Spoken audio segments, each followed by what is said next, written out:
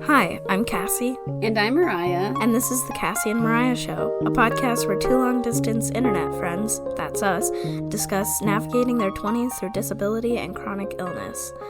Mariah, how's it going? We finally got through the intro, which feels like a win for the day.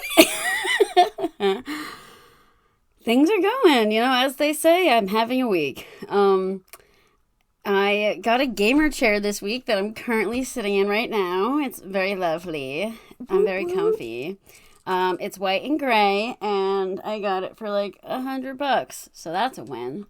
That's a dub, as we say in Fortnite. I have no, concept of the range of price of gamer chairs normally. Yeah, I mean, they can be really expensive. There are some I was looking at online that were like $300, and then there's some that are like $1,000, depending on if you want the special specs, the seat can recline, or does it have a footrest, or sometimes they have speakers that you can play music out of, and I just want something that's comfortable that I can sit in with my feet up, because I will never sit with my feet touching the ground. And it has armrests. And nice. I'm comfy and I'm cozy, and that's all that matters to me. I took my final exam for my second writing class this week, which was a very, what's the opposite of a labor of love? I guess a labor of struggle. Labor of hate. Labor of hate. Because that class was just such a pain to get through, but I'm finally done with it. I got a 97. Nice. So we just be winning this week. And then I started losing because I'll try to keep the story brief, but I went to Target the other day and I was with my two cousins, and I have a handicap placard. I park in handicap spots. I deal with a lot of chronic pain. I don't have to explain anything to anybody. Facts. And I wasn't the one driving. I was actually in the back seat, and my cousin pulls into the handicap spot. I give her my placard to put in the window. And this woman next to us, an older woman, was watching us park. And then she gets out of her car and she's huffing and puffing. I was looking at her and I was I think she's mad at something. And she starts banging on the passenger side window. Ugh. And is you ladies should be ashamed of yourself. And I'm sitting there and I'm did we hit something in front of us? Is that why she's getting mad at us? I'm I don't know. Was there something there that we didn't see? Because I was this lady's reaction is so unwarranted right now. And she starts absolutely losing it on us. Because the three of us, we're too young to be using the handicap spots. We're not disabled enough to be using a handicap spot, and that people need them more than us. And how, she starts telling me her life story, and I'm looking at this woman and I'm is this even happening right now? Because I was so thrown off. I've never been approached for using my placard. I do get a lot of dirty looks for using it because when you look at me, I don't look disabled. I don't look like there's anything wrong with me. If anything, most people probably assume that I'm using my parents' card or something. So I rolled down the window and I was hi, I have a medical condition. That's why I'm using the spot. And then again, she starts talking over me and screaming at me, yeah, right. I was really close to losing it, but I know in this scenario, I could only think that if I start screaming at this woman back, I'm in the wrong because I'm the younger person here. And now I look I'm screaming at an old woman for, nobody knows the reason why. And also just due to the fact of I couldn't even really muster up too much of the anger to get pissed in her face. So I screamed some choice words back at her, and which I will not say on the podcast. And I said, "Have a great day, bestie," as she just walked away. And after that, I was you know what, guys? We have to leave Target, because if I see that woman inside the store, I am going to be, I will be losing it again. And all that I hope is that she has a terrible day. And I will leave it at that, because, I cannot tarnish my my podcast, my reputation, Everybody thinks I'm a good person, so I have to keep it that way. It is so...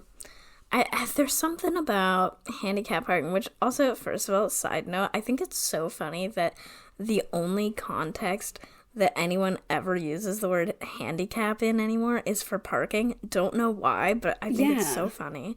But I think that handicap parking is one of those things that, I don't know if people just have a visceral reaction to the fact that you got a closer parking spot than them or what the deal is, but it's like, it brings out some of the worst ableism in people, like, just the most accusatory shit. And, like, I, as somebody who is, like, very visibly disabled, I still sometimes wonder if people think that I'm somehow faking it or not disabled enough. Like, and I'm visibly disabled. Like, that's how bad people are. Yeah. And I think a lot of it, like you said, is the fact that we're young. And, you know, I posted about this on my Instagram story because, honestly, I wanted to just, like, it's always one of those things where, like, I never wanted to be in a scenario like that. But if I ever was, I would definitely want to talk about it because I think that I want to just crush the stigma that young people cannot be sick and young people cannot be disabled because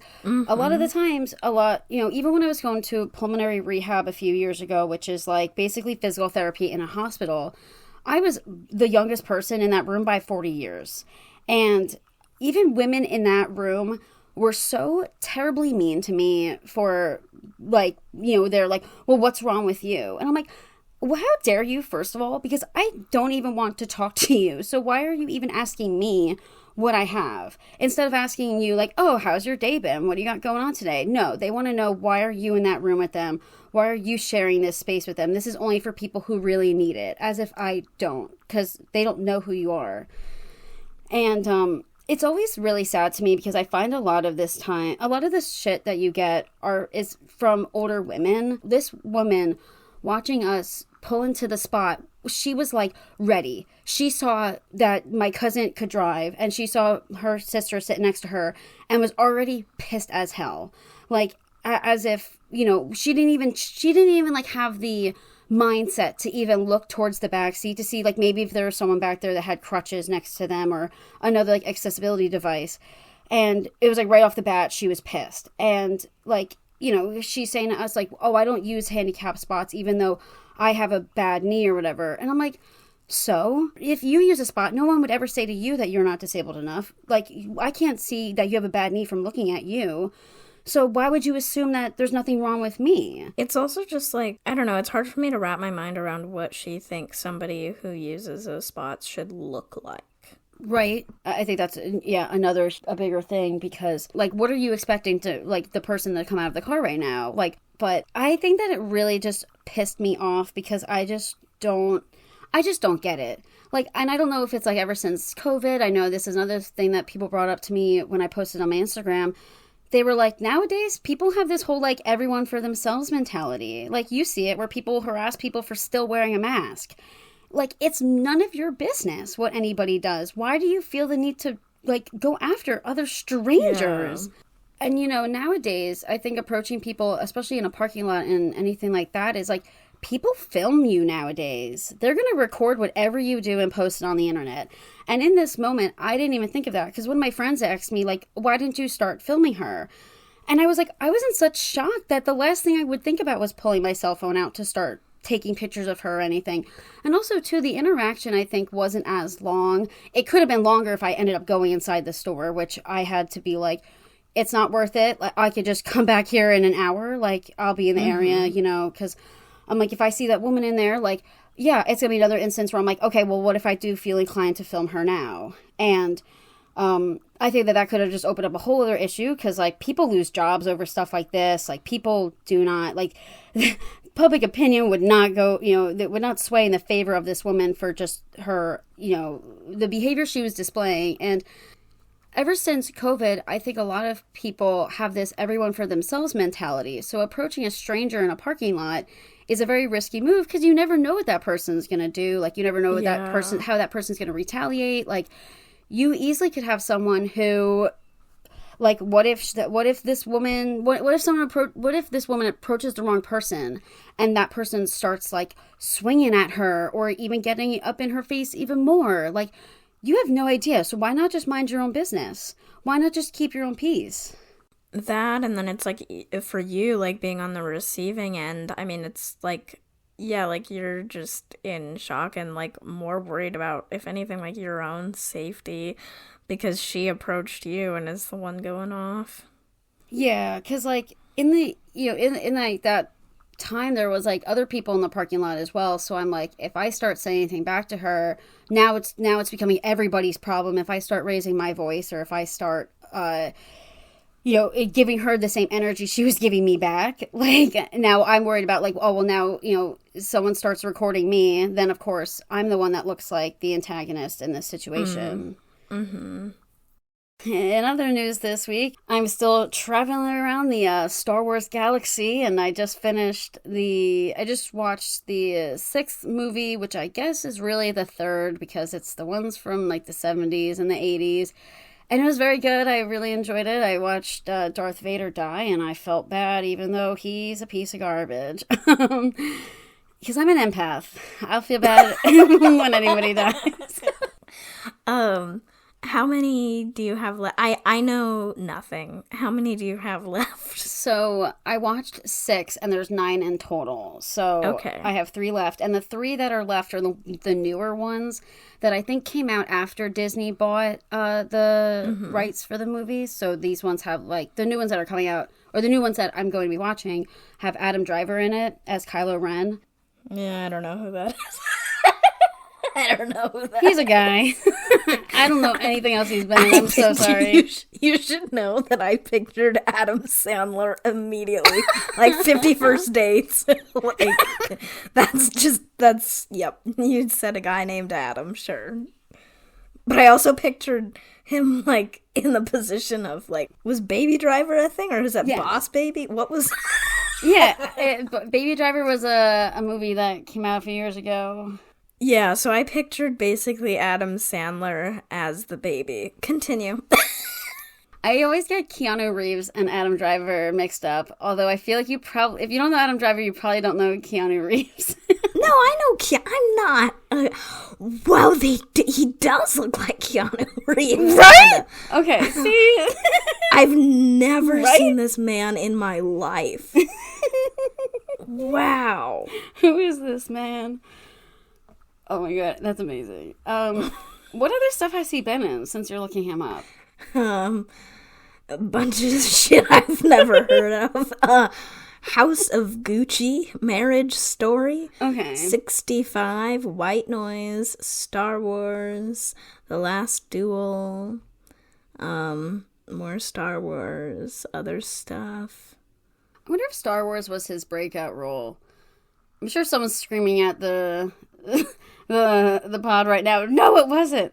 But yeah, I know he was in House of Gucci, and I know Marriage Story, but I have not seen either one of those movies. I'm so sorry. House of Gucci also has Lady Gaga in it.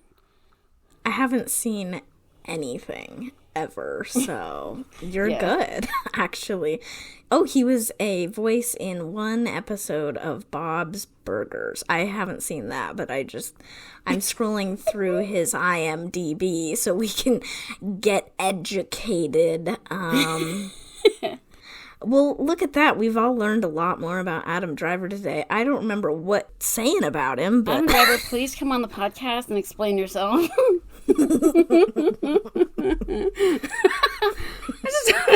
Star Wars. Has he been on... If he's been on Hot Ones, then I would know him. Hot Ones. No, it doesn't look like it. That explains why I don't know who he is. That's where I get my celebrity news. I love it.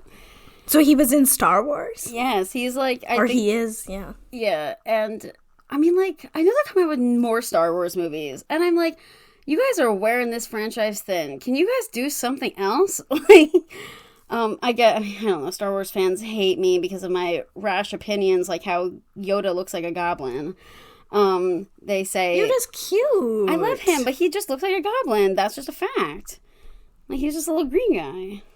I haven't looked at a lot of... when he dies, he disappears. Goblins. And I'm like, he just like me. Yoda dies? Yeah. He's 900. Well, why did he... I'm not going to get into questions about the lifespan of Star Wars characters. No, we love Yoda. Yoda fans. Although, if we ever do get into character lifespans, remind me to talk about Doc Hudson from Cars, because how can there be cars older than him that are still alive? No, I can't. I actually can't handle that right now. That's too much of a you're too like it's too much of an emotionally fragile conversation to like bring up. Yes. I can't wait for your birthday episode where we talk about cars the entire time. And then also just be dealing with how I have a new video game character crush, which is so cringe. I mean, live your life. It's I like support you. You know what's so funny is that like I always had stuff like this. Like when I was younger, I would always have a crush on a video game character. Because I guess, I don't know, like that's just what I was exposed to. I didn't watch TV when I was a kid. I played video games. Mm-hmm. Like people you'd have a crush on like Joe Jonas. I had a crush on Sonic the Hedgehog, and that's fine. Yes. No further questions or comments on that one. Yes. This video game character crush right now is Leon Kennedy from the Resident Evil 4 remake, because they just made him look so good, and I don't know why. His voice actor does a great job at portraying him, and what's really funny is, like, when you tweet about this stuff, and then, like, now Twitter will show you tweets relating to that stuff, it really feeds the impulse really bad, because, like, I'll just see pictures of him all over my timeline, and I'm like, I can't escape him. So, you know what the problem is that my expectations are so high that the person I end up falling in love with doesn't actually exist, because he can do no wrong. He's not real. I mean, maybe that's preferable. Right? Maybe that's a good thing. I mean, we can't even begin to scratch the surface on, liking the idea of who somebody is in your head. I guess that's what it is, because it's like, I like him in my head because that's the only version of him that I know, because that's like what exists. Because it's not like I know what his takes are on like climate change. He's not real. So he's never had to experience it. He lives in like a world where there's like zombies and stuff, and he's just trying to stop like the zombie apocalypse from happening. Oh, so maybe he's good. I would think he's good. Anyway, Cassie, how's your week been? Well, I had a very different week in comparison. I mean, I don't know. Yours was the hero's journey. The highs and the lows of being a teenage adult. A teenage adult. Well, this was the first week of spring term, so it was my first week back on campus this calendar year, because I was online for winter term. So I just have one class on campus, but it feels like more than enough, because it's still being on campus twice a week.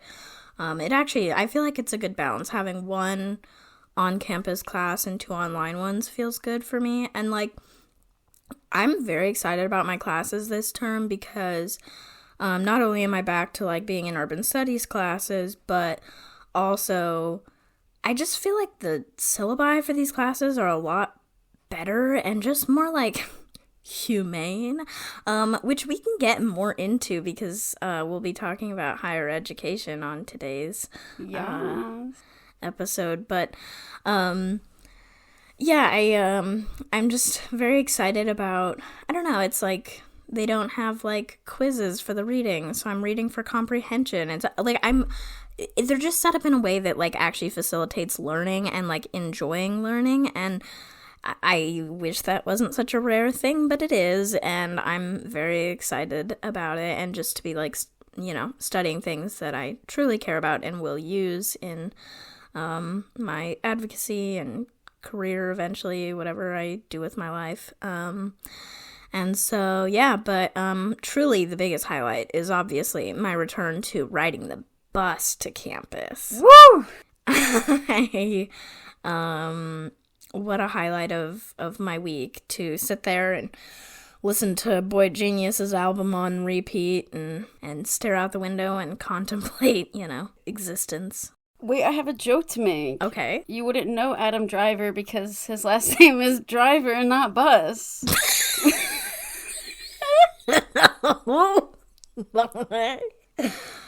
God. Thank you.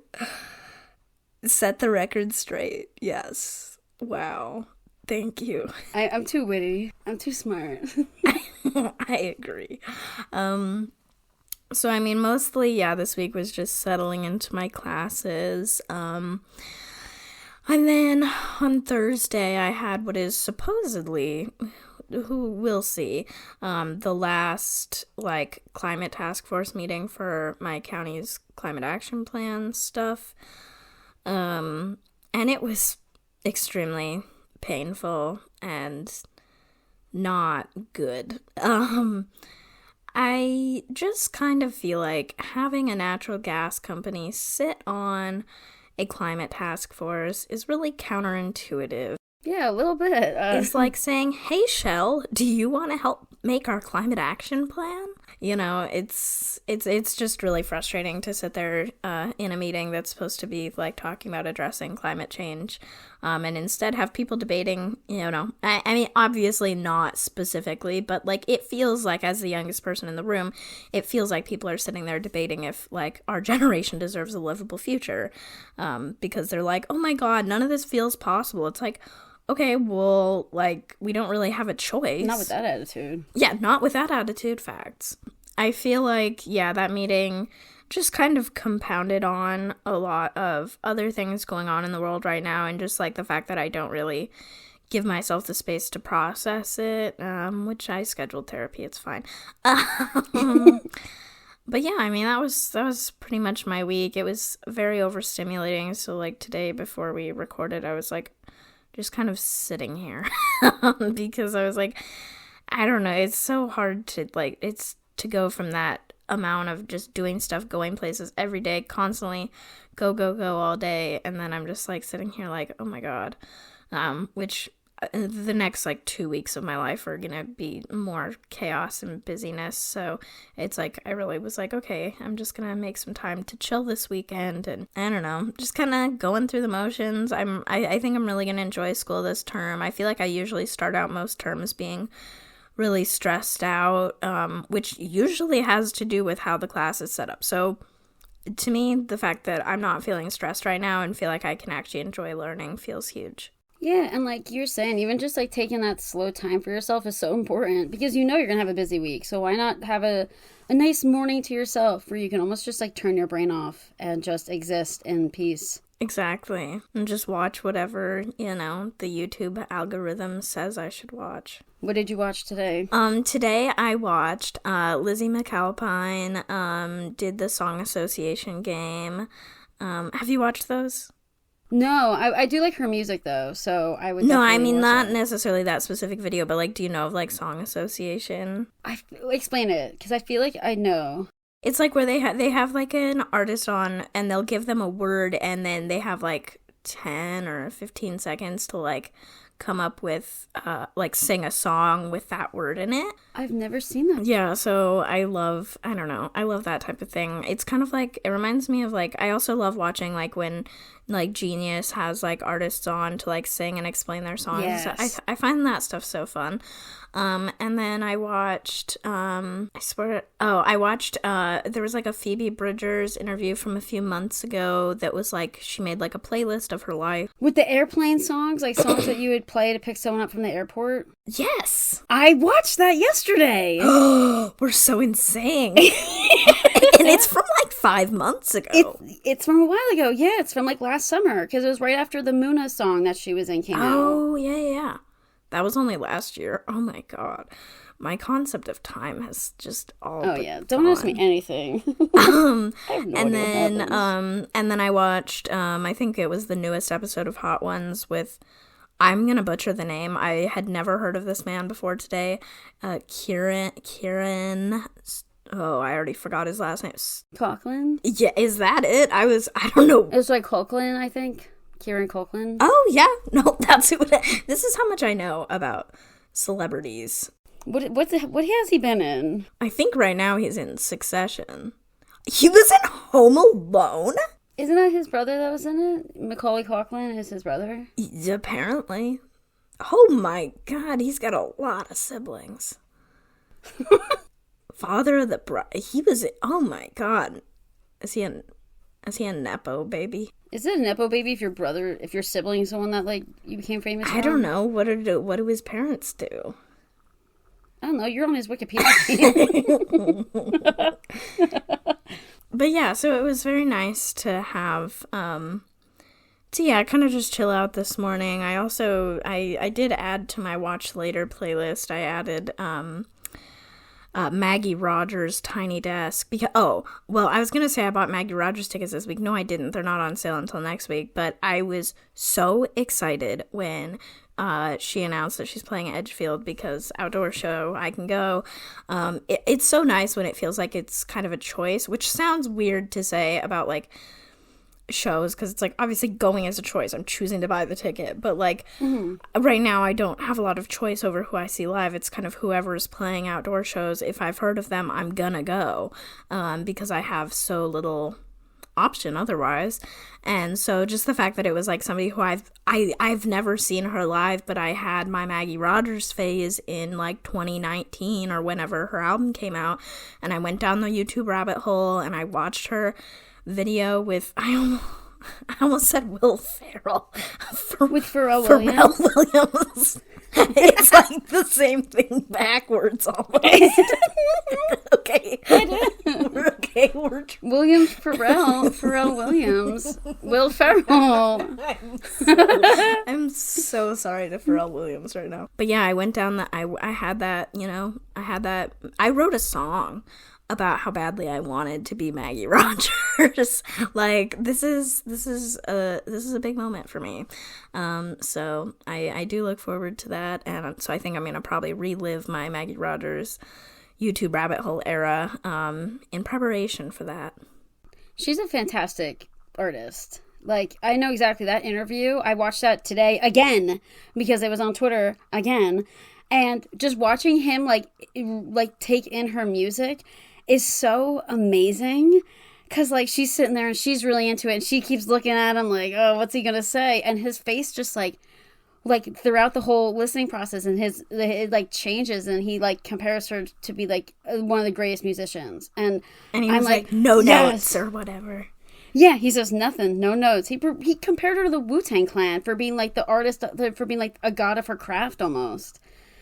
Oh, wow. I love it. I haven't listened to, like, her newer stuff that she's released, or just generally. I wore her album out quite a bit, because I listened to it so much in that era, but, I'm just very excited that, like, it's coming to fruition. I also still can't believe I'm seeing Boy Genius this summer. And Louis Tomlinson. Are you kidding me? Yes. It's Louis. Trifecta. I think it's Louis in June, if I'm remembering right, and then Boy Genius in July, right after I turned 25. Love that. And then Maggie Rogers in August. I'm like, are you kidding me? And this is on top of, like, also seeing, like, The National and Big Thief and Japanese Breakfast and Beeba Doobie and all these. I'm just, like, I'm very excited. I'm so happy for you. Yeah, like, I feel like even with the Boy Genius tour, they didn't have a date in New York. So, like, there's nowhere that they're playing that's, like, remotely close to me. Yeah. Which is such a bummer. But my time will come. It's, like, a weird, like, B-market tour, which I'm surprised they didn't just play Edgefield like most people do here, because it's not even directly in Portland, it's in Troutdale. But you know what, I thank God for friends and carpooling, and I'm very excited. So for today's episode, like Cassie mentioned before, we're going to be discussing higher education. So kind of anything that we've done post-high school experience, either going to community college or universities, or considering going to universities, and anything with that we faced with dealing with our disabilities or chronic illnesses while we were in college, or going through that right now, like Cassie. So Cassie, without further ado, if you'd like to step into your what you want to discuss today with dealing with accessibility and other issues in your community college era. My community college era, a very fun era. A lot of people are like, oh my God, I wish I went to a big university. No, I loved community college so much. Especially once I got involved. Because at first, it's like they literally used to talk about the PCP effect, which is the parking lot class parking lot effect. Like, it's a commuter campus. Like, people don't stick around to, like, build, Right. even though it has community in the name. Like, people aren't sticking around to, like, build community, build friends. They're like, I gotta go to work. I gotta go home. I gotta, they've got places to be. And I was, the same way. I would go to class, I would come home, and then when I got involved on campus, that just, like, totally changed my community college experience. But I really, like, when I was graduating high school, I was so, like, burnt out on school because I don't know, high school wasn't doing much for me intellectually or socially, and I really was like, kind of like, maybe I need a gap year, but my graduating class was the first to have access to the Oregon Promise, which was basically a new form of financial aid that's basically 2 free years of community college, but you have to go as soon as you graduate. You cannot take a term off. I don't know if it's changed since then, but because they're always updating it and trying to expand it and make it more accessible to people. But yeah, so it's like I would lose out on all of that funding, and I literally, if I hadn't done that, I probably never would have gone to community college. I would not be, like, doing anything I'm doing now. And so I went, and I majored in business because at the time I was, like, planning on working in the music industry. I was like, okay, this is probably the closest thing, that'll give me some relevant skills and knowledge. It ended up mostly being a bunch of accounting classes. I had no interest in accounting. I should have majored in communications, but oh well. I ended up having my back surgery after my first term, and then when my, like, back got infected and stuff, I basically had to drop my next term, and at the time, because the Oregon Promise was so new, they were like, yeah, you don't have this money anymore because you took a term off. There was no exception written in to the original legislation. Oh my God. Yeah, it was not good. And I was devastated. I was like, I literally can't afford to go to school. Like, as a disabled person, I was like, I'm not taking, like, this has been my whole mantra the entirety of my college experiences. I am not taking out student loans because I am terrified that I will not be able to work enough to pay them off at the rate they need to be paid off. And so at the time, it's like losing that funding. It was like my only funding. I was devastated. I was like, what am I going to do? And then I had like called, like, the state, whatever it's through with the state, to, like, ask them if there was any exceptions. I was like, I literally, like, I was in the hospital. I had all these medical problems. Like, it's not my fault. I didn't want to drop a term. Like, I'm a good student, please. And they were like, yeah, there's nothing, but, like, we'll take your info down in case anything changes. And one day I randomly got a call being like, they updated it. There's an exception form. Like, you're good to go. And it happened, like, in time for me to go back for spring term. And it's because that legislative session, it was like, so in Oregon we have, like, our long sessions on odd years and our short sessions on even years. I don't know. I don't remember how it all fell, but basically that next legislative session, they did some tweaks because obviously once you implement legislation, you have a better idea of what needs to be changed and fixed to work better. And so they go back in and, like, try to update some of that stuff. And so they added an exception in at that point. But it's just like, literally, if they hadn't done that, I don't know. I mean, maybe I would have gone back to school eventually once I qualified for aid. But it's like, that's the thing. It's like the financing system for education in this country is so broken that they think that your working class parents can afford to put you through school. And it's like, no, I am grateful they can afford to pay the bills, keep a roof over my head, all that good stuff, but they don't have extra money to finance my college education. It's so frustrating to me that you're not seen as financially independent when you're 18, according to the higher education system. And, the whole thing with not wanting to take out student loans is so real because I had the same exact mentality when going into school, because my job at the time when I was in community college was so like generous with me that if I, like any other place I worked at, I would have lost my job. Yeah. And then I would have had to ended up probably taking out loans. And taking out loans for community college even it's a little bit of like a harder area, because there's like a minimum amount you can even take on loans to begin with. It's like, I think the loans thing is so real, but I didn't even know that if that exception wasn't there, it's like, what happens? What's next? It's just so wild. Like, I mean, that's why I do all of the things that I do, is because lack of disability representation leads to this exact thing. I do feel like I'm optimistic that post-COVID that they'd, like, if the legislation hadn't existed and they were to write it now, that they would think of things like that, just because of the world we live in, where it's like, yeah, you need exceptions if things like that happen. But it's like, they just didn't consider it the first time around. And it's like, so it's like simultaneously it was like this thing that like opened up a world of possibility to me, but then also ripped it right out from under me, which is so ironic, because you're like trying to make college more accessible to people and instead you make it so it doesn't support the like most marginalized students. It's interesting to think that wasn't even built in to begin with, because of students, like even with disabled students, or even students that face like family passing away during the semester, going through a traumatic incident like a car accident, like those are people who would also lose this. And it's like, how do you not think of that? How do you, like accidents happen, like traumatic things happen to people. How would you not already add that into this bill? It's completely absurd. I think people get so afraid of people taking advantage of things. Oh, give me a break. Oh yeah, what a rich people take advantage of the working class all the time. What the hell?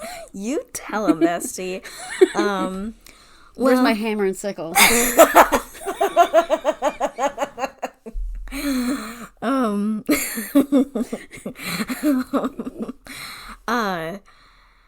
So I mean, the Oregon Promise combined with like, I got a couple of small like local scholarships as well, and so that like the combination of those two things got me through like a good majority of my time in community college. But then also, written as it was at the time, the Oregon Promise would only pay for up to 90 credits, because that's about what a community college degree is here in Oregon.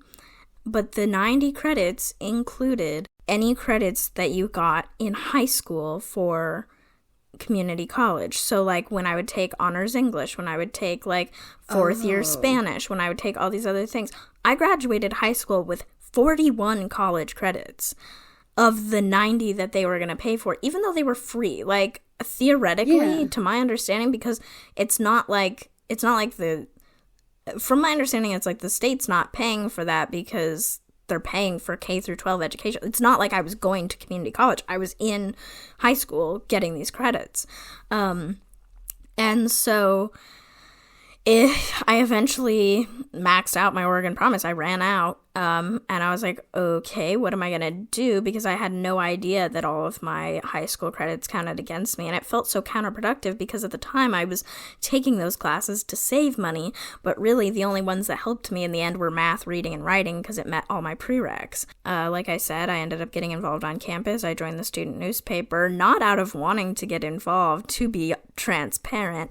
It was because you could get a tuition waiver depending, like, in relation to how much work you did. So, I think, like, at first I got, like, a 6-credit tuition waiver, so it was paying for half my tuition for the term because I was, like, a writer, and I was, like, kind of helping edit and stuff, and then, like, the next year I was getting full tuition waivers every term because I was, like, one of the main editors helping run everything on the paper, and so I just constantly had to keep finding ways to work the system to pay, because like I said, I refused to take out loans, and I couldn't work because I didn't qualify for any jobs, which we'll talk about work on a whole nother episode, but, like, it's like I had no options, and at the time I wasn't on SSI, which that I wish I would have been. That would have been that would have really changed my situation. I might have been able to pay my way a little bit more, but I had nothing. And so, I think the financial part of community college was just so incredibly stressful that really shaped a lot of my experience. Wow. And this stuff like predated our friendship, so I didn't even know about any of this. Yeah. So this is my first time hearing about a lot of this. That's wild that you had to basically find loopholes to get your tuition covered and to get because I would imagine when you do work for the student paper, it almost counts towards being paid for that work, but you're not getting paid, you're just getting money off your tuition.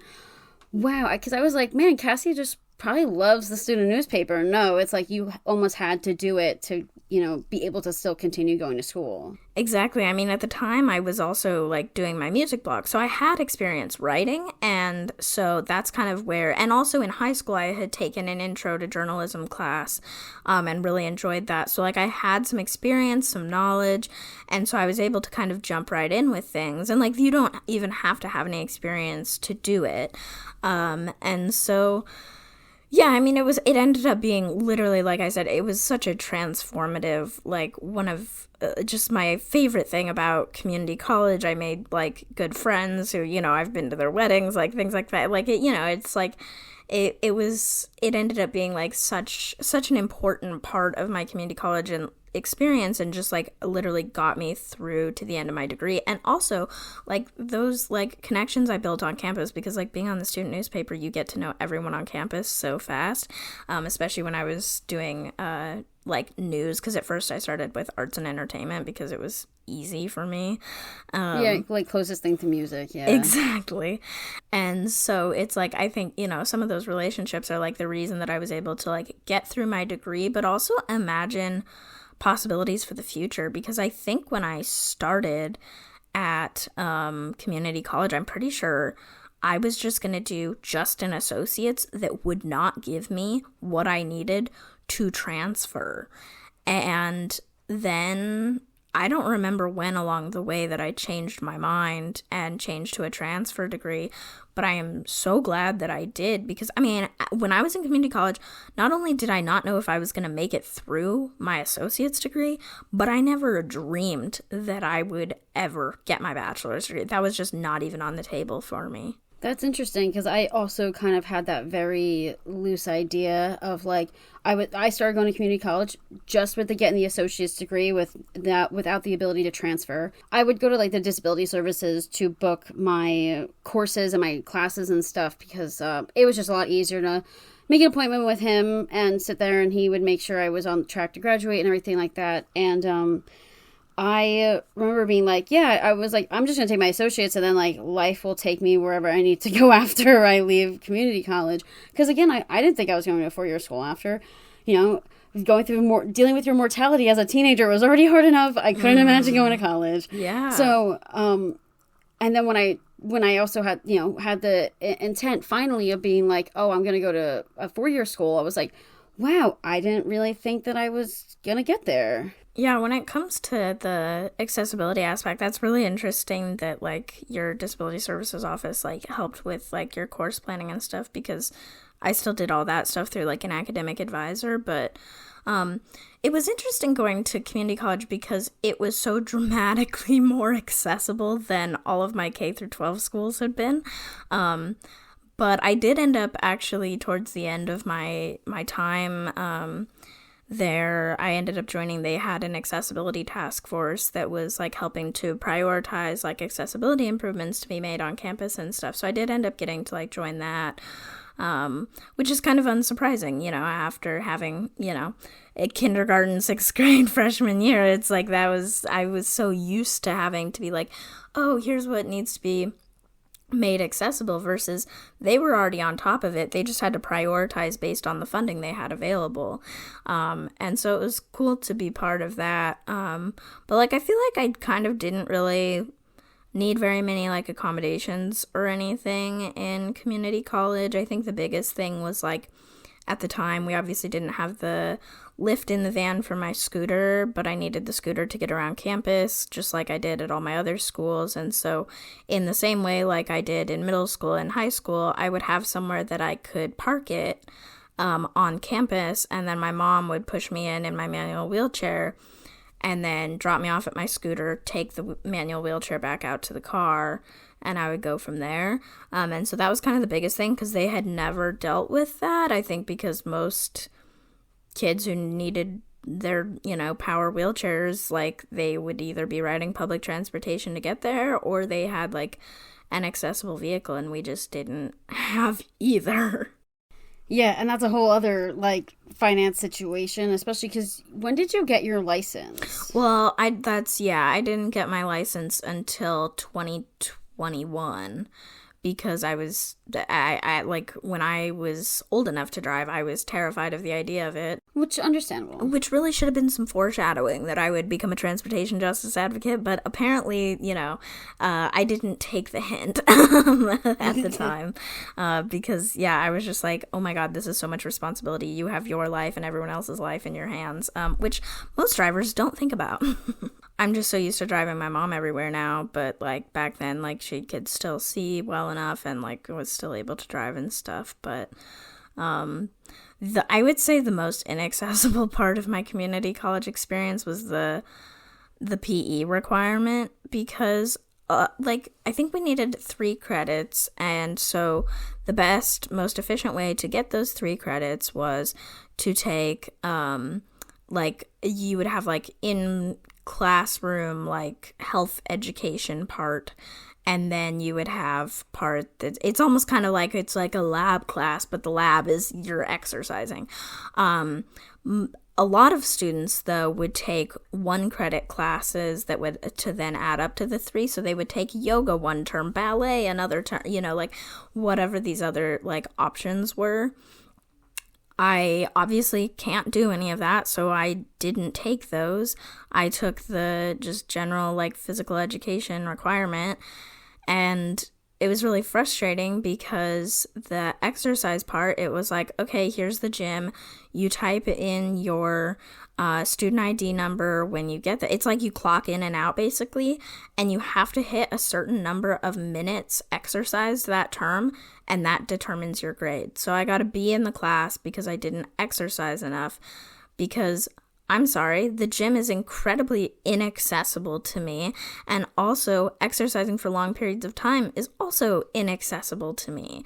I would basically go in there in the back corner where there was some floor space, do some sit-ups and things like that, but it's just like I really can't do much of anything, and there was really no accommodation offered. I had talked to the disability services office, and they were basically like, yep, you got to do it. And I'm like, are you kidding me? Like, oh my gosh. Nothing to lower the time. Like, I don't know that I advocated for myself well enough. I was just incredibly frustrated by the whole thing. I mean, even then, it's like, I feel like you advocated for yourself as much as you could have, and they were still like, no, we can't help you. It's like, I feel like unless you, like, were able to bring up some miraculous, like, way around it, they weren't gonna, like, help you figure it out. Yeah, and, like, I don't know, I guess in hindsight's 2020, it's like I could have been like, if I had come up with, like, a proposed solution of, like, can we lower the amount of minutes required, like, but it seemed like they had just never dealt with this issue with anyone, which doesn't make sense to me, because there are people who are more disabled than me who literally can't do any, like, thing like this at all, and more so go to, like, physical therapy for this kind of thing. So it's just like, I don't know, the whole thing was incredibly frustrating to me, and obviously affected my cumulative GPA, and I have academic validation issues, and so I look at that B and I'm like, rotten hell, bitch. I was gonna say, was that the only B, like, you ever got? No, I had some B's from, like, pre-calculus in high school, and then I also had a B from one of the business classes I had to take was, like, ethics in the workplace or something, and based on all of my calculations, I should have had an A in the class, but she put a B on my like final grade, I reached out to her to be like, yo, what's the deal with this? Never got a response. Love online classes. Oh gosh. But how about you? I know you were also a community college girly. Yes. A big factor as to why I went to community college was also just like the fact of couldn't really be away from home. I felt like at the time, like being like 18, I still had my mom help me with a lot of my health stuff. Or even just to have someone there that's like aware of your illness. So like if you needed help, like sometimes my cough would change and I wouldn't even notice, but my mom would be the first one to pick up on it. Or like my fatigue or issues like that, like she would pick up on it before I would. And I felt like I just wasn't really ready to be away from home and going to school. Because, like, when I would get sick, I would get sick. Like, I would miss class for, like, 2 weeks. So that was another issue of being afraid of being away in school and not being able to keep up with my studies and, you know, being ill and not having someone else to kind of, like, take care of me almost. Yeah. So I went to community college and it was probably the first time in my life that I ever felt like I was identifying as a disabled person because of, like I was saying, like using the disability services in the school and how accommodating that was to me. I was like, oh my God, like this is what like this is here for, you know? I'm like, like throughout high school, even like elementary school, I've always had like the 504 form, which basically tells your teachers and stuff like, okay, this student like is going to be missing a lot of school during the year, so like make sure you're working with them outside of school when they're in the hospital. Make sure you like check up on, you know, them for their work and stuff. And when I was in college, it's like I was the one that was giving those forms to professors, not my mom. You had to give them to the professor? The disability service office didn't? Yeah, and they had me, I would also kind of have to explain like what I needed in that class, which was really hard because a lot of professors didn't get it because they're like, you're standing, what's wrong with you? Oh, and I'd be like, oh, I don't know how to like talk. I don't know how to tell this adult man that I have health problems because they look at me and I look like everybody else. You shouldn't have had to.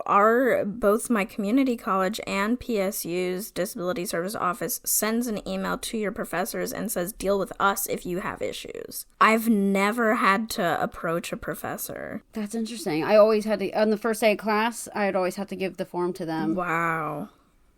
Which was a big like insecurity of mine because like you're meeting with a professor after class to discuss this, and a lot of times they'd be like, okay, just leave it on my desk, I'll look over it later, like, you know, because they're out the door. And also because like you have kids that will linger after school, so you're like, okay, I don't really feel comfortable discussing this in front of other strangers.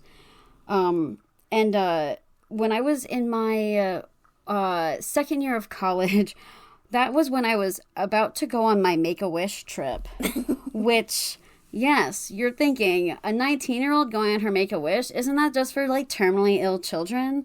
Well, cystic fibrosis wasn't even considered, like, in the realm of, like, getting a Make-A-Wish. I don't know why. They never considered the kids. I guess because it always went back and forth on, like, these kids are really sick, we should give them one. No, they're healthy enough, so they shouldn't get one. And it wasn't until, like, I think I was in high school that they even opened up the platform or opened up the opportunity to have it. Oh. And with the Make-A-Wish, if I remember correctly, you had to have your trip booked before you turned, like, 20. Like, you had to still be 18 to get it. Oh. Or at least, like, for the chapter that I worked with, how they operated was, like, you needed to still be a child, basically. Like, you couldn't be a legal adult yet. And so it was literally giving it was, like, my second or third week of school in September that I was going on my Make-A-Wish trip. So I'm not only giving a teacher a 504 form, I'm also giving them a note saying that I'm going on my Make-A-Wish trip. Which is, like, so hilarious to think back of because these people are like, we just met you. What the hell is happening? You're already going to be missing school?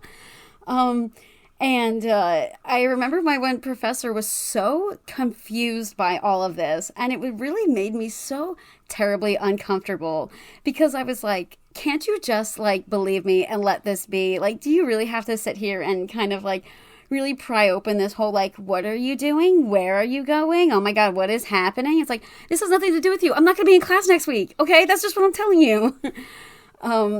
And even just like telling friends that and like tweeting about going on a Make-A-Wish, I thought was really funny because people would be like, are you dying?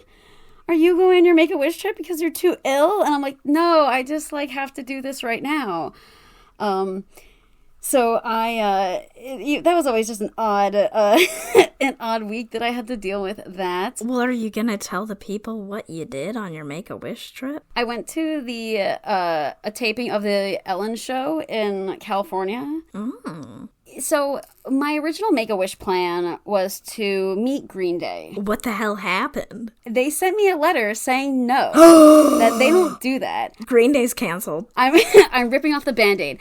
As a kid who was obsessed with that band for years, probably a complete decade, all I cared about was Billy Joe Armstrong and that stupid band. So for them to turn around and reject my Make-A-Wish made me want to punch a hole in drywall. I was so Bro, I'm like upset. tearing up. I'm like tearing up because that makes me so sad and upset. It made me completely devastated to the point where Ellen was your fucking backup? because all I cared about, because it was like Green Day was being inducted into the Rock and Roll Hall of Fame around the same time that I got chose to do my Make-A-Wish, which like at the time I knew that the trip to go to the Rock and Roll Hall of Fame was on a short notice, so I knew that wasn't really going to work out, but I really wanted to meet Green Day.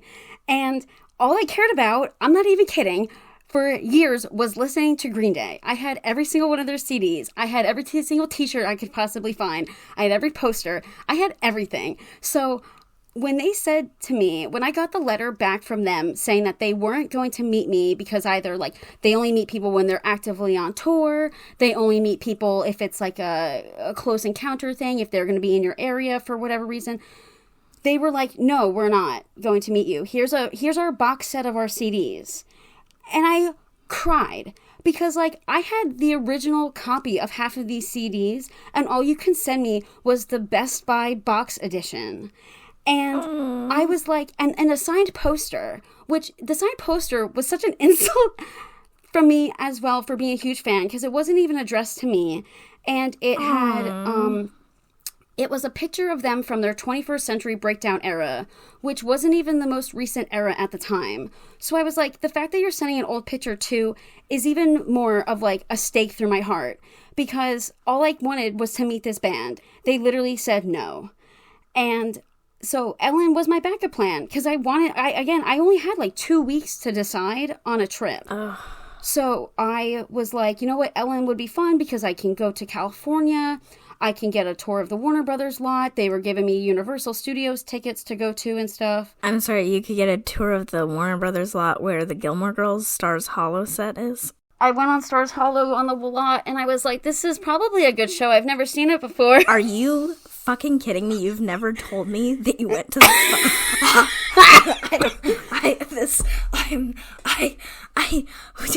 This is our last podcast episode, everybody. Cassie's not going to talk to me anymore. I knew about the Ellen thing, but at no point have you ever mentioned that you've been, I don't feel as bad about the Green Day. Shut up! I'm bullying you. Yeah, so, that was my Make-A-Wish trip. I enjoyed meeting Ellen. You met her, too? Yeah, I met her. I gave her a gift. Which, like, they said, like, she never meets anybody. So she came back and met me. And it was really one of those things where, like, I kind of couldn't talk. Because I was so surprised. Because they're like, oh, Mariah, she wants to come meet you. And I was like, you guys said she doesn't even come to say hi to anybody. Oh. We weren't allowed to take pictures. So I have no pictures of this, my Make-A-Wish meeting Ellen. Because there's a photographer there that took pictures for us. And then Make-A-Wish was like, okay, we'll give you his email. They never gave us his email. And they were like, oh, don't you have it? And they never had any contact information from that guy. So we didn't get any pictures from that trip. The only picture I have is a picture of me standing next to a picture of Hillary Clinton dabbing on the Ellen Show. That's the only picture I have. Dabbing. Because it was in the hallway, and I took a picture next to it because I thought it was really funny. And this was an episode where what's his name? Like Tim Kaine was on the guy that was running as the VP for Hillary Clinton during the 2020 election. Fuck if I know. Which I met him too. And then I'm just like, you can't even really find much stuff from this episode because Hillary lost, obviously. So they it's not like that clip or anything was like shared on the internet. I remember I could have been on that episode. I could have been on the one with Michael Phelps, or there's somebody else. Because they give you like 3 options to go on. Like, which episode would you go on?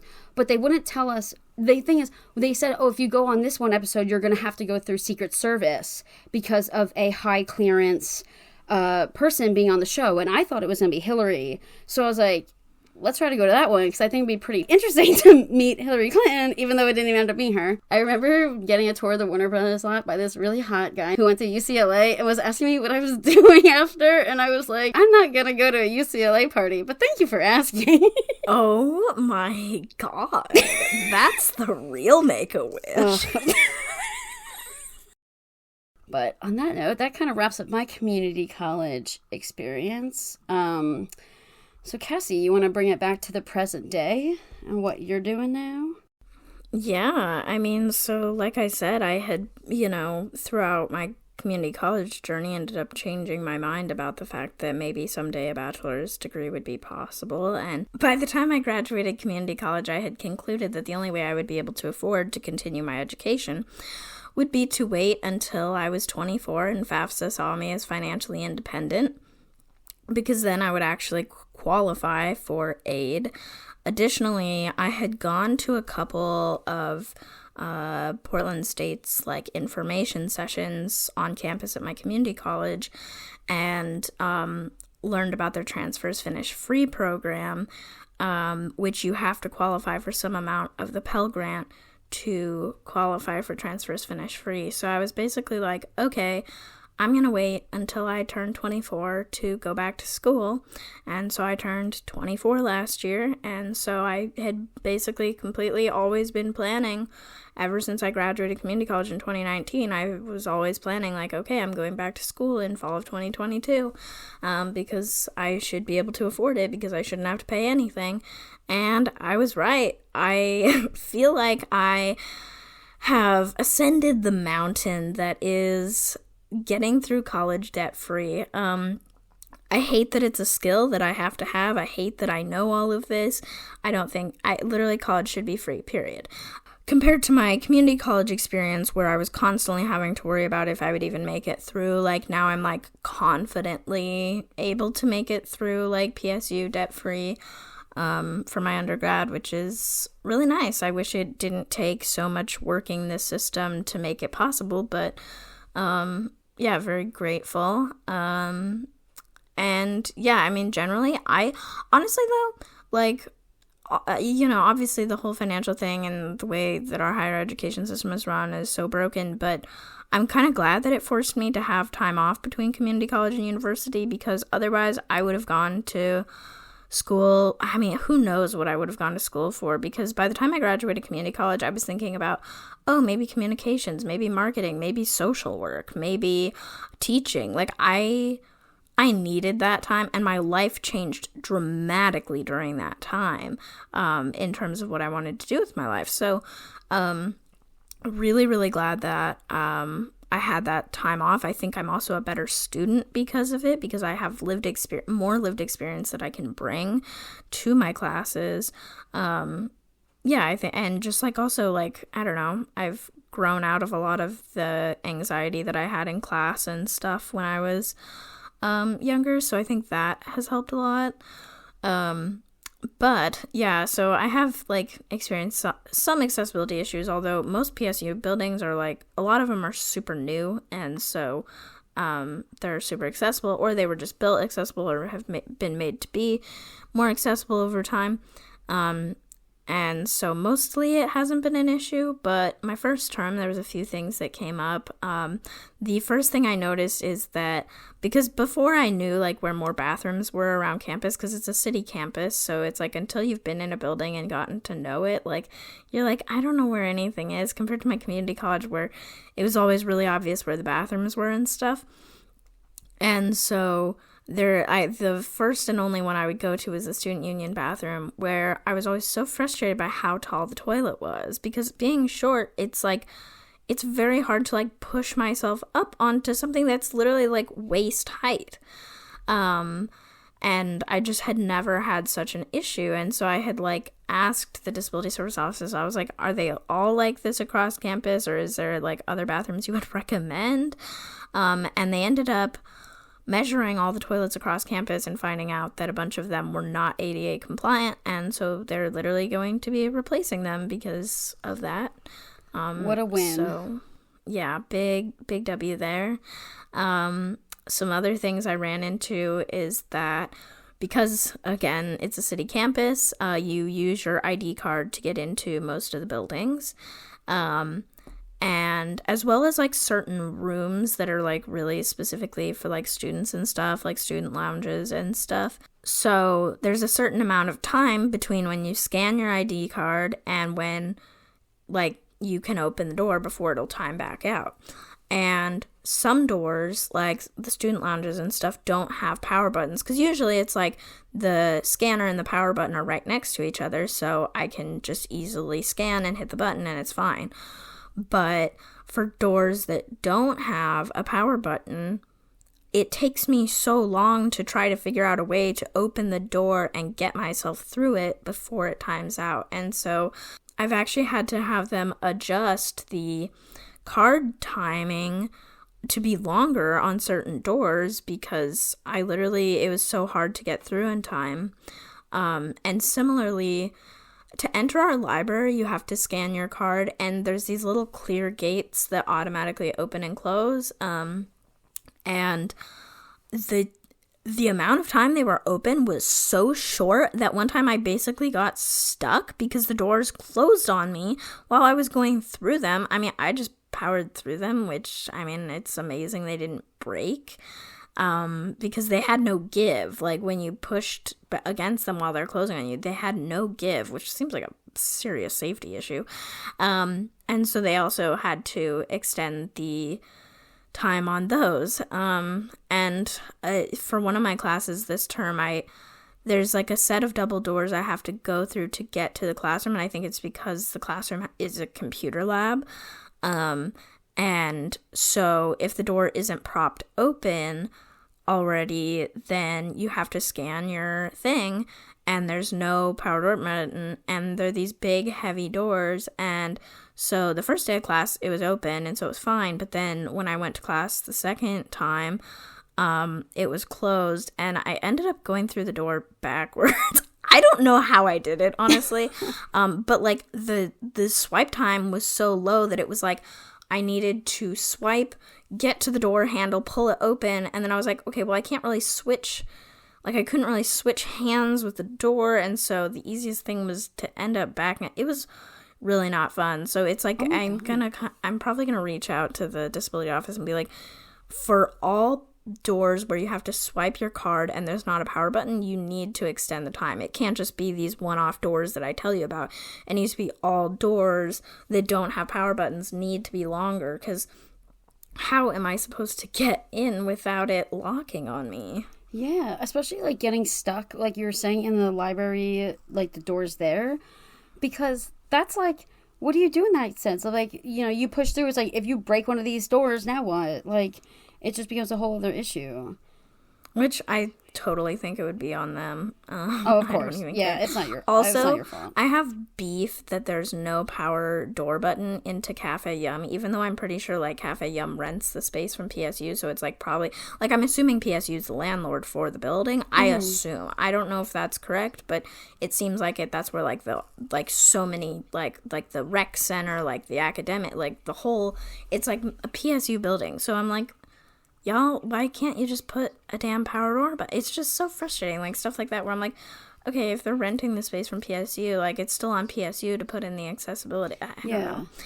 It's just, stuff like that is really frustrating because I become so, like, to me, college campuses are, like, peak accessibility in that regard because of, like, the ADA, because of the 504, like, they're more accessible than most places you go. Because if you go to a small business or whatever, they don't have power doors. Like, I'm constantly having to deal with accessibility issues places, but college campuses are kind of like a haven for accessibility in a lot of ways, like physical accessibility at least. And so it's like whenever something doesn't work, it's just so frustrating because I'm like, clearly you know how to do it right, and you're just not making it better.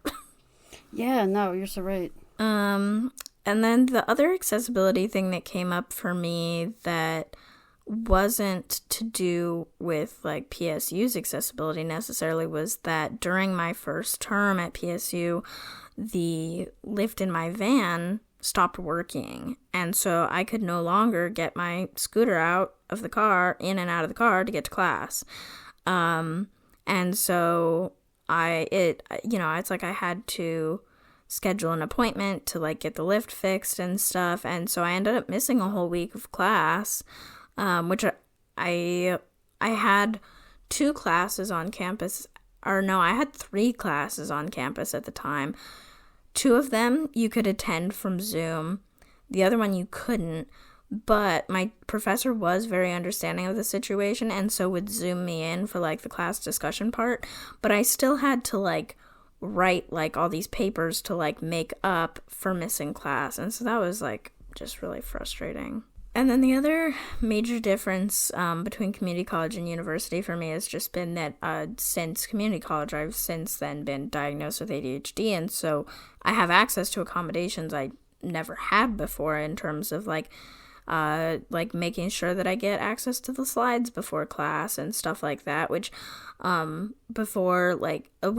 think a lot of professors now just are in the habit of doing that. I don't know if it's because so many people need the accommodation or what, but it's, like, very helpful because, I don't know, it just hasn't been much of an issue. I also have, like, permission to, like, record, like, audio in the class and stuff, which I haven't really had to use any of that, but it's still nice to, like, have other options at my disposal. I think the recording one is so interesting because that's what I was offered on my 504 as well. I never, like, took advantage of it because, like, I feel like when I was going to community college, a lot of kids didn't use, like, computers and stuff in class. So if you were to record, you would have recorded it on your phone. Like, I felt like most kids, like, I used a notebook. I hated taking notes on a computer. A lot of times they wouldn't even let you bring the computer for notes for the reason of, like, you could be doing something else in the class, which I think that's a whole other issue. But the ADHD accommodations are very interesting to me.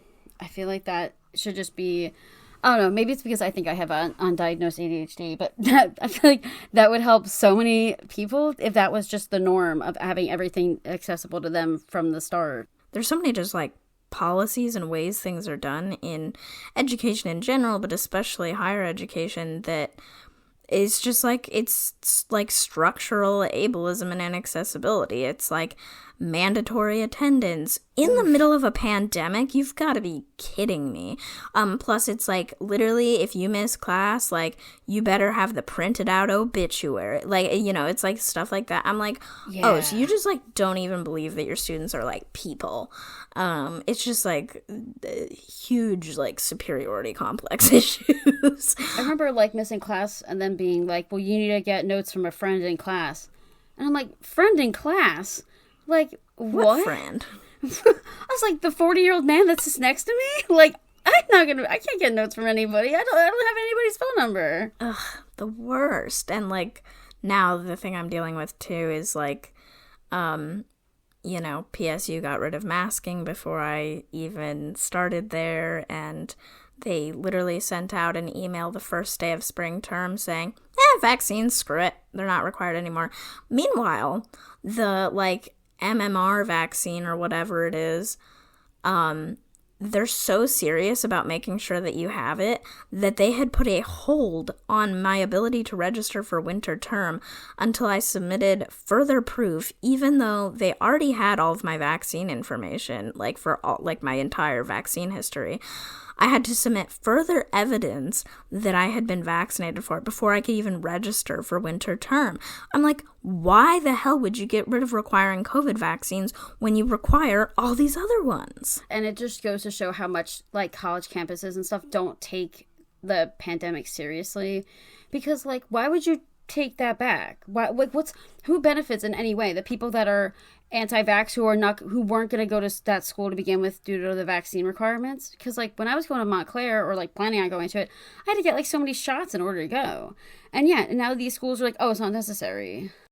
It's so embarrassing. You have a public health education program and you don't believe in I mean, at the end of the day, colleges are businesses and they need and want to profit, and so they be making business decisions, not smart people decisions. They need to like pander to like a bunch of people who rip on going to college anyway.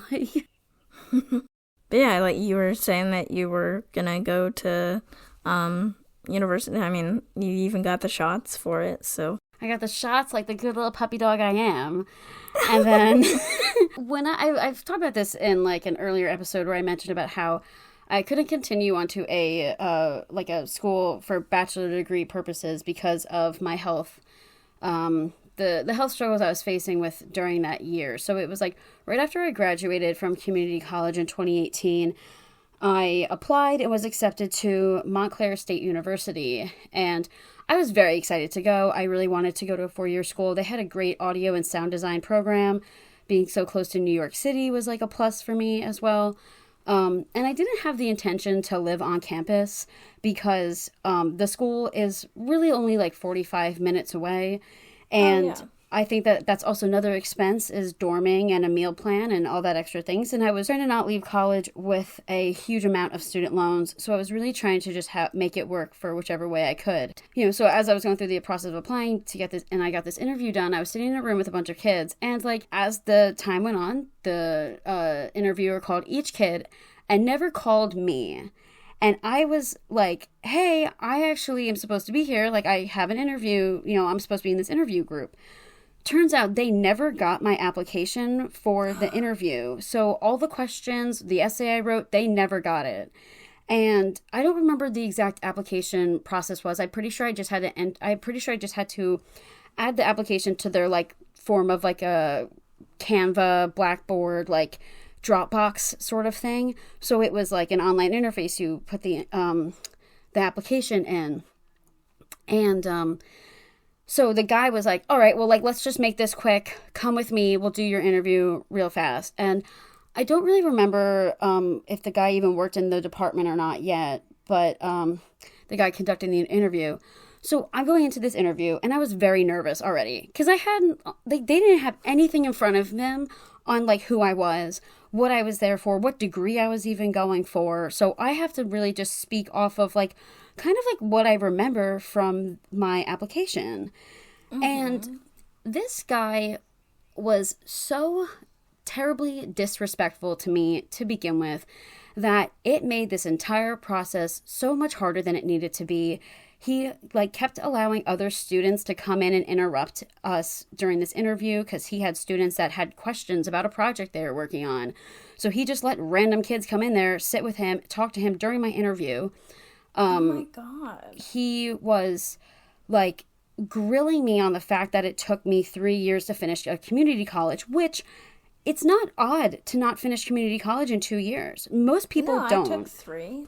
Exactly. I took 3, and when I told him, I was like, 2 of the semesters I took were half semesters because I was facing things in my personal life at the time, which again, I was just dealing with being sick, couldn't really commit to a full-time school schedule, so I was taking part-time classes. And then he starts grilling me on, well, what's wrong with you? Why did you have to do that? And I'm like, all right, well, I have cystic fibrosis. I had a hard time dealing with my illness while I was in school. And this guy would not let up because he couldn't understand why first of all, had no idea what CF was. So I was already in a very vulnerable position, being like, now I have to explain what's wrong with me to this man. Because again, I was like 19, 20 years old. Like, I was already navigating this very scary situation by myself. This man had no idea who I was. I already didn't sound like I was already just so anxious. So I was like, there's no way I can even like really sound professional because I like a complete ball of stress right now. It also feels illegal that you had to explain your health stuff to him. Right? It's almost a bit of like, hey, this has nothing to do with why I'm applying to your school right now. It literally feels like discrimination. I mean, I 100% believe that. And I know after talking to friends after this happened, they were like, yeah, that's exactly what that was. Like, he had no business in asking you what was going on at the time. And not to mention asking me this stuff with other people who didn't know me in the room. Yuck. Oh my God. It was just such a terrible experience that during the interview, I broke down crying. In the interview? In the interview, I started crying, which again, if I was so upset, and this guy already didn't like me, so he's asking me, why are you crying? Why is this so hard for you? And I'm like, oh my God. Oh my God, dude. He was like, all right, well, this is done. I'm like, yep, this is done. I'm leaving. I went to the bathroom and it took me a good 20 minutes to calm down.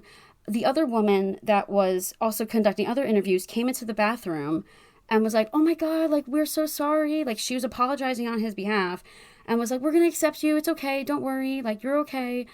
But I was like, it shouldn't have to take me breaking down crying to be accepted into a college. Like, I'm here to talk about on your audio sound design program, and you're instead asking me about all of my personal history of my medical condition. That's literally illegal. Jail. Jail, please. Jail, lawsuit. Oh my gosh. Yeah. I mean, I guess in hindsight, like, I really wish I took some action against this, but honestly, I was so, not even kidding, traumatized. It shouldn't be on us to have to... it shouldn't happen in the first place. Exactly. It shouldn't happen in the first place. And after that, although I got accepted into the school, I was like, oh, you know what? Like, maybe I'll make the best of it and I'll go. And then I was like, you know what? I'm just way too sick to even go. And every time I stepped on that campus, I had the horrible, dreadful feeling again. Because I'm like, what if I see this guy? Like, what is even going to happen now? And I also had like a lot of issues where, like, again, I wasn't driving at the time, so like it would have made sense for me to take the train to school, but because they had a train station on the campus, but the train station, the trains running at that time were terrible. Like, they really didn't line up with any like class times really. Like, I would have had to get to campus like 2 hours before a class just to even make it to like a 2 p.m. class. America. Right. So it was already like rough in that sense. And the train station wasn't really even close to many campus buildings. So like, again, of like having to walk a very hilly campus to get to your class was only going to make things worse for me. And I think that even just after that, I remember I went to the orientation for school as well. And I didn't do anything else after that. Like, I was accepted and I had my little welcome to MSU package. And I'm like, every time I look at this place, I think about how horrible I was treated. And it made me not even want to pursue that school anymore, which really sucks because I really wanted to pursue my career in audio and sound design. And I felt like this campus and this school was going to be the best one I was going to get. But I now kind of face this fear of like wanting to go to a 4-year school and wanting to go get a bachelor's degree in, not even really in audio and sound design, but just even go back to school.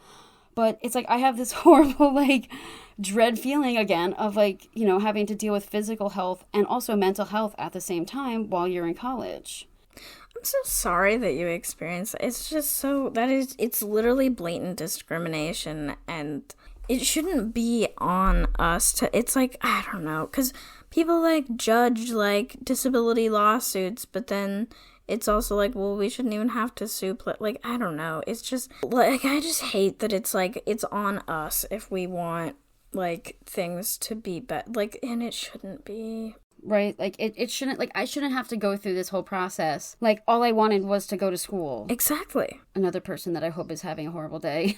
Facts. Facts every day. Facts every day. Ableist, your day is coming. Mm-hmm. You tell them.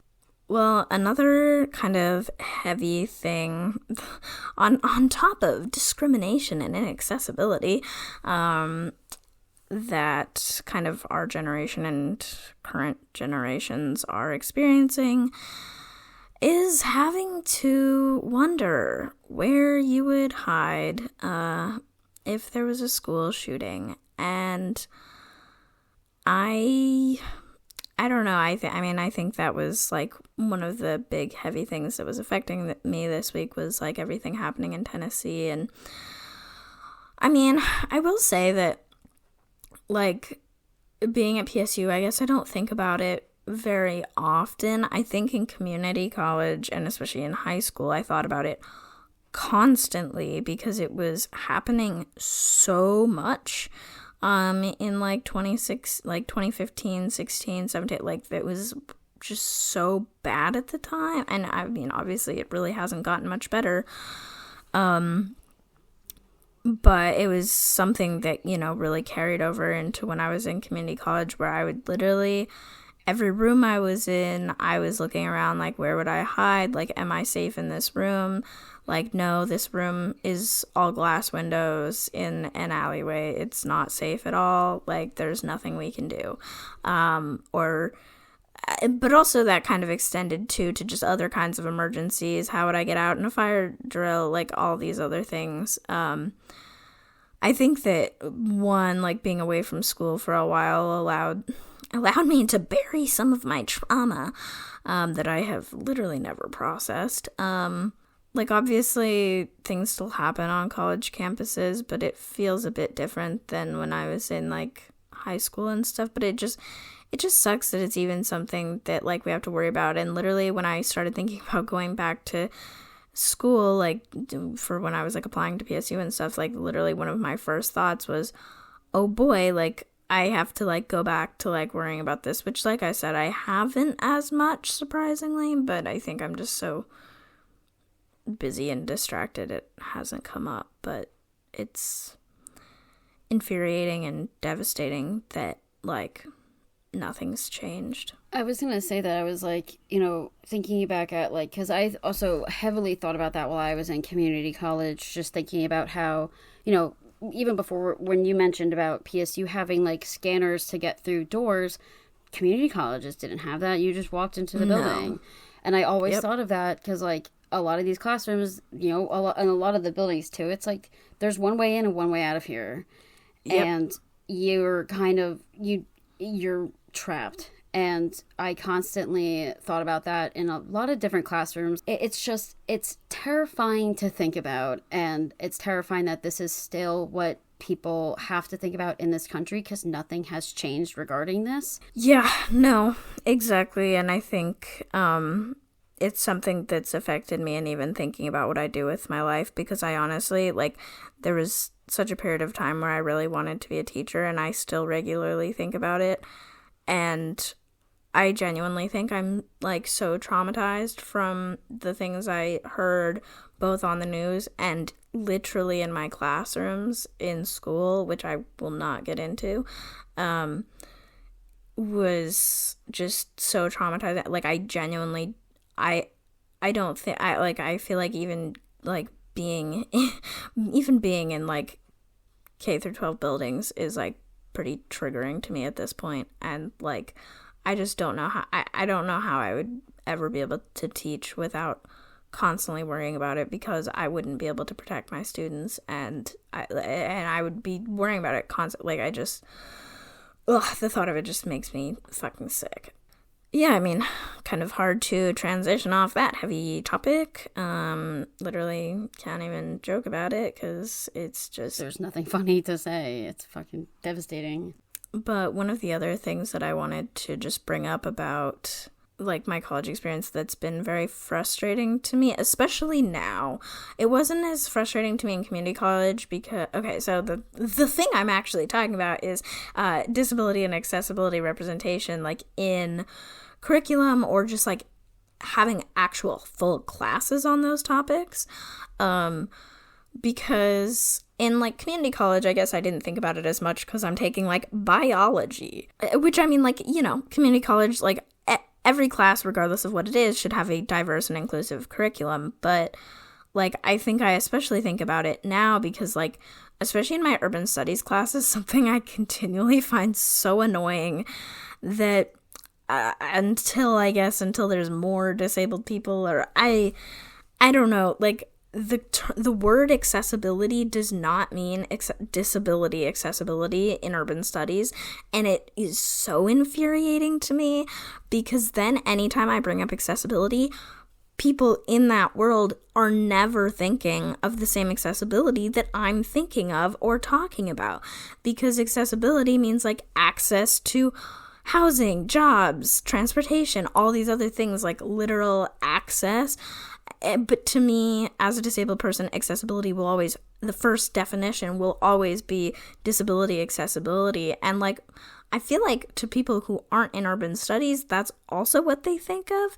But also accessibility has, like, expanded to be, like, accessibility for everyone, like meeting everyone's needs, like all sorts of other stuff, which obviously good. Everyone's needs should be met. But, like, I think sometimes the word has strayed so far from meaning disability accessibility, and I understand it's because words have multiple definitions. I get all of that, but it is so frustrating to want to bring up accessibility in class but have to define it first and explain what I mean every time I say it, because otherwise it's not being brought up anyway. Because it's like the able-bodied people aren't thinking of this, like, accessibility in the same way you are. They're like, oh, accessible to, like, XYZ, and you're like, how about making a train platform accessible, period? For, like, urban studies, it's almost like accessibility gets left out because, oh, that falls under ADA code compliance for engineers. And I'm like, fuck you, no, that's not the only way that it applies. Like, disability inclusion should be an extremely core part of what we're being it's honestly, it's infuriating to me. There are no disability studies classes. There are little to no like accessibility related classes, although my friend is currently auditing a class about web accessibility, which is awesome, and I would love to, like, take it in the future and stuff, but it's just like there's, like, nothing about disability, and then it hardly comes up in the curriculum, and it's just frustrating because, like, there's some disability related classes listed in the women's studies department, but they don't ever offer them, so it's not like we actually really have them. And it's infuriating because we're literally a quarter of the population and people are just going off into the world oblivious. Right. Like, they don't think that, like, disabled people use transit. They don't think that they go anywhere, so they're not going to benefit from this in any way. Well, and even just, like, other programs and departments too, though. Like, no matter what people are studying, it's like, how is there not? Like, we intersect with all things. I just don't understand. Like, especially, like, one of my classes I'm taking right now is families and aging, and a majority of the students in it are in, like, public health or, like, healthy aging, all these things. There are no disability or accessibility related classes. I'm like, literally being old is pretty much like being disabled. Yeah. But okay.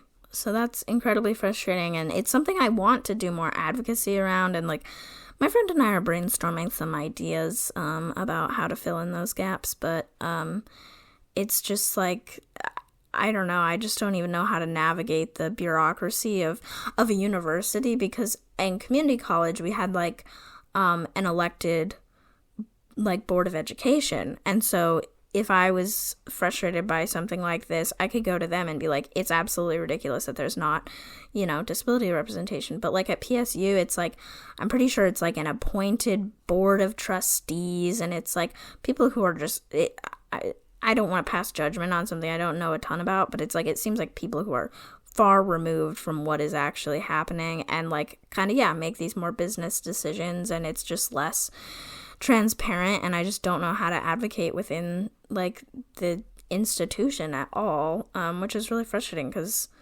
every time that I've ever emailed somebody being like, where can there be, like, how can we make more disabled related classes, nobody replies to me. So it's not like they're even being like, oh, here's who you talk to.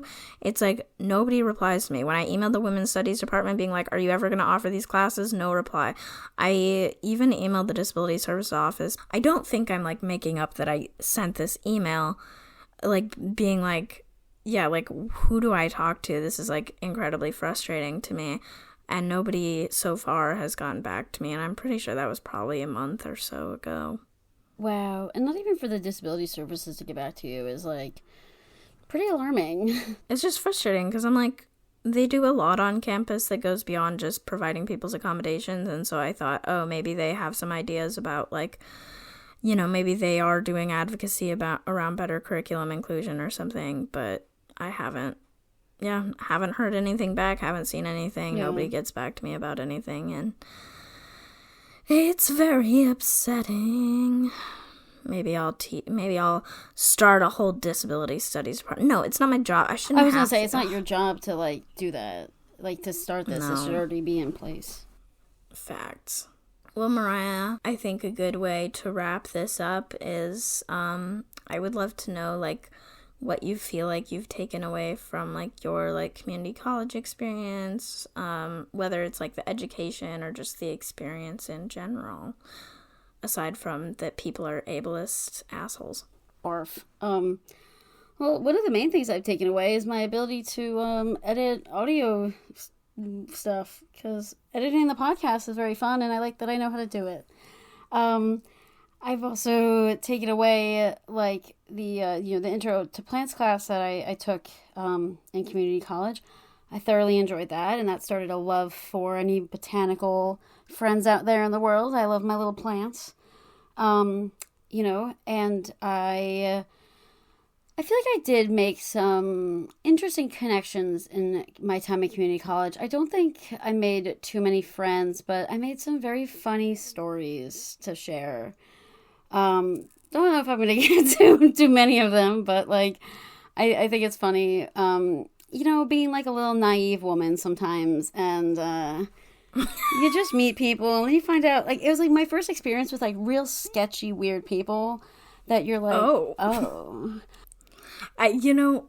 When you said funny stories, I didn't know where that was heading, because when you say funny stories, it makes me think about the time I got a bug in my eye at school. Like, a bug flew into my eye and died there. It was on Halloween. It was a trick, not a treat. Boo. He said, boo. I can't believe I've never made that joke about that. Jump scare. Yeah, I mean, like, I don't know. I remember making friends with somebody who I thought was really cool in college, and then, like, I guess he, like, I don't know. Men can be sketchy, and sometimes men, I don't know. I don't know if I want to get into this whole story. I think keeping it ominous is good. Yeah, I'll just say, if someone shows you their true colors, believe them at the first get-go. Anyway, I don't really know if there's too many notable things that I've done in community college that made me, like, that I, like, took out of that experience. I guess I just really like the independence of going to school, and, like, when I was driving to campus, I remember driving to class and then going to my therapy appointment right after, and I was like, wow, look at me. I'm a real adult over here. Nice. And I think also just, like, I'm glad that I didn't go to a 4-year school, because I think that I don't think I actually really enjoyed doing audio production as, like, I wouldn't have enjoyed it as a career, because, like, I'm not really that into stuff like that anymore with music and things like that. Like, if we didn't have a podcast, I wouldn't be doing anything audio related. So I still don't know what I want to do in my life. I mean, as much as I say I'd like to go back to a 4-year school, I don't really know what I would even go for. Yeah. But if anything, I'm just glad I don't have any student loans. I'm sorry, guys. Y'all be struggling out there, and I understand. It sounds like it's really bad.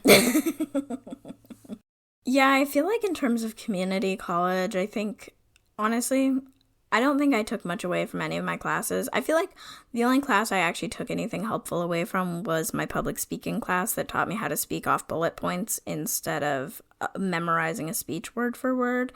But otherwise, none of my class, like, I really don't think I took anything away from any of my community college classes, to be honest. I think that I learned the most on the paper. I think completely, like, having those communication skills, like, all of that experience, I think, was where I learned the most. But at PSU, you know, I'm only in my third term, which I mean, I'm basically halfway through. Oh, that's scary. No, not woo, because then I'm close to graduation and having to make decisions. But you're close to about graduation, my which life. means you're going to have a party and I'm going to be there. We're closer to us okay, meeting. you know what? Facts, actually. I'm closer to my manifestation. 3-day long Amtrak trip. But it's even though I feel like I haven't been at PSU that long, I've had some like pretty life-changing classes. Last term I took personal decision making, which is like a psychology class, and it felt like free therapy, to be honest. Those are skills that I will use the rest of my life, I think. And then this term I'm in the class I mentioned earlier, Families and Aging. I think that is actually going to be a really important class for me because it's going to talk a lot about like caregiving, specifically for family. And I think that that's kind of a part of my identity and experience and current situation that I'm still reckoning with a little bit. And so I think I'm going to learn a lot about myself and maybe deconstruct some of my societal expectations that have been instilled in me. And it's like, I've only done, a couple readings so far, but it's just like, just looking at the syllabus for that class, I'm like, I think this is going to be pretty life-changing, and so I'm excited for that. Yeah. So if you have any ideas for segments for us, please share them with us on Twitter or Instagram at TCMSPod, because we kind of feel like we kind of burned out our ideas pretty fast. I guess because they're pretty general too. And I feel like, it'll be fun to talk about different things, or like if people have any gripes they want to share with us. Or questions for us. You can also email us, tcmspod@gmail.com. Yes.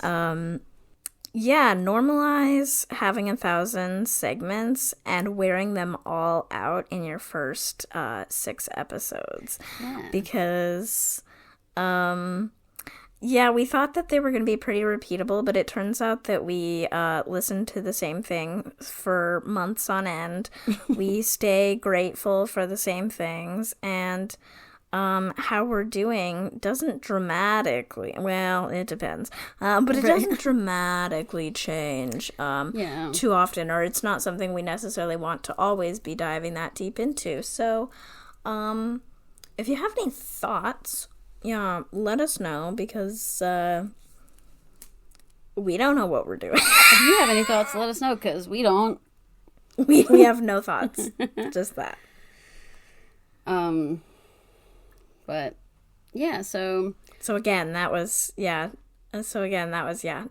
message us on social media, or if you know us, literally just text me, please. My friends, I'm begging. Please text. Don't gatekeep your thoughts from us. Well, that's a wrap on this week's episode. Be sure to follow the Cassie and Mariah Show wherever you listen to podcasts, at TCMS Pod on Twitter and Instagram, and look out for new episodes every Wednesday. Bye!